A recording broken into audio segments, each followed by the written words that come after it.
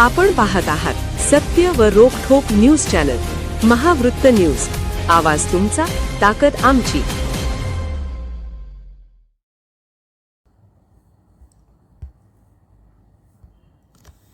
एक धक्कादायक बातमी आपल्या समोर येते. शिंगणापूर येथील क्रीडा प्रशालेत उंदरांचे साम्राज्य. 4 दिवसात 6 विद्यार्थिनींना उंदरांनी चावलंय. शिंगणापूर येथील राजर्षी शाहू छत्रपती विद्यानिकेतन निवासी क्रीडा प्रशालेतून एक अत्यंत धक्कादायक आणि चिंताजनक प्रकार समोर आला आहे. या निवासी शाळेतील विद्यार्थिनींना उंदीर चावल्याची घटना घडली असून यामुळे पालकांमध्ये भीतीचं वातावरण निर्माण झालं आहे. मिळालेल्या माहितीनुसार गेल्या 4 दिवसात तब्बल 6 मुलींना उंदरांनी चावा घेतला आहे. निवासी शाळेतील स्वच्छतेचा आणि सुरक्षिततेचा प्रश्न या घटनेमुळे पुन्हा एकदा ऐरणीवर आला आहे. विद्यार्थिनींवर उपचार सुरू आहेत. या घटनेबाबत माहिती देताना शाळेचे मुख्याध्यापक अतुल देवकर यांनी सांगितले की उंदीर चावलेल्या सर्व 6 मुलींवर तातडीनं वैद्यकीय औषधोपचार सुरू करण्यात आलेले आहे. सध्या त्यांची प्रकृती स्थिर आहे. दरम्यान निवासी क्रीडा प्रशालेसारख्या ठिकाणी अशा प्रकारची घटना घडल्याने प्रशासनाच्या कारभारावर प्रश्नचिन्ह उपस्थित केले जात असून शाळेत तातडीनं पेस्ट कंट्रोल आणि स्वच्छता मोहीम राबवावी अशी मागणी केली जाते आहे. मुख्याध्यापक राजर्षी शाहू विद्यानिकेतन व निवासी क्रीडा प्रशाला. आमच्या विद्यार्थ्यांच्या निवासाच्या रूममध्ये एक 5 ते 6 विद्यार्थिनींना रात्री उंदराचा बाईट झालेला आहे. मग तो बाईट झाल्यानंतर सकाळी मला समजल्याबरोबर आम्ही डॉक्टरांना फोन केला. डॉक्टर आले होते. डॉक्टरांनी पाहिलं आहे तर त्याच्यात 1-2 विद्यार्थिनींना डॉक्टरांनी इंजेक्शन सुचवलेलं आहे. मी पालकांना बोलावून विद्यार्थ्यांना इंजेक्शनसुद्धा घ्यायला पालकांबरोबर पाठवलेलं आहे.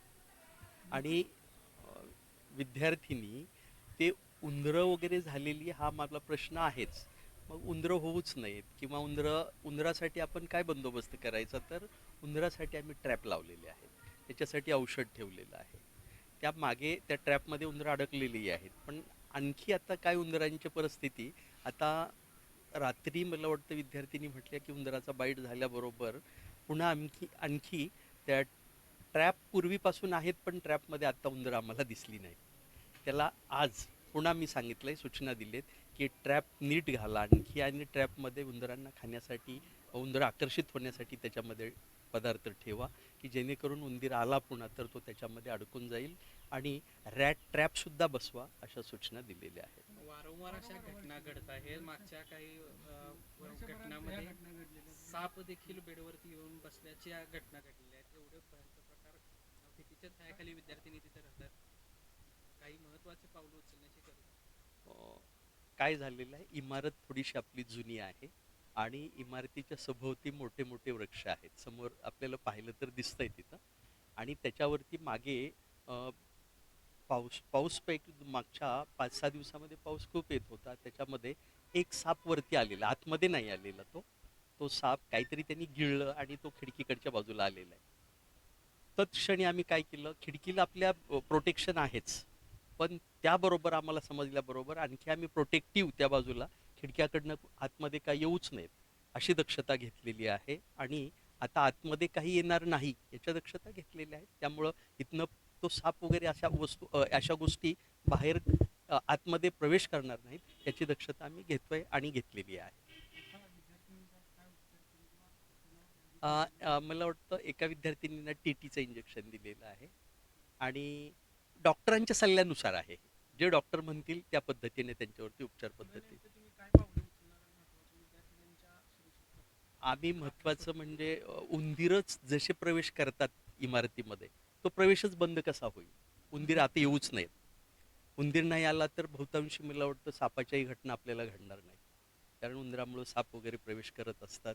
तर उंदीरच कसा आत येऊ नये याच्यासाठी आम्ही दक्षता घेऊ. याच्यापुढे उंदीर आतमध्ये अगदी तो प्रतिबंधित कसा होईल याचे बारकावे आम्ही लगेच त्याचे इम्प्लिमेंटेशन करू आणि त्याच्यावरती कायमस्वरूपी उपचारात्मक जे आहे त्या गोष्टी आम्ही करू.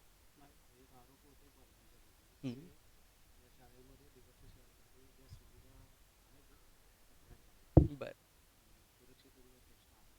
सुरक्षिततेचं काय. बर, हां.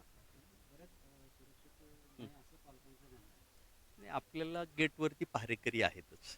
आपल्याकडं मुलींसाठी सुद्धा रात्री मुक्कामाला तिथं एक लेडीज पहारेकरी असते, आमची रेक्टर आहे, मुलांसाठी एक रेक्टर आहे आणि स्पेशली पहारेकरी इथं 2 आपल्या गेटवरती असतात. ह्या गोष्टी सगळ्या आहेत. प्रशासनानं ह्या गोष्टी अगदी चांगल्या पद्धतीने तिथं ठेवलेल्या आहेत आणि त्यांचं इम्प्लिमेंटेशन होत आहे. महावृत्त न्यूज चॅनलला लाईक करा, शेअर करा आणि सबस्क्राईब करा.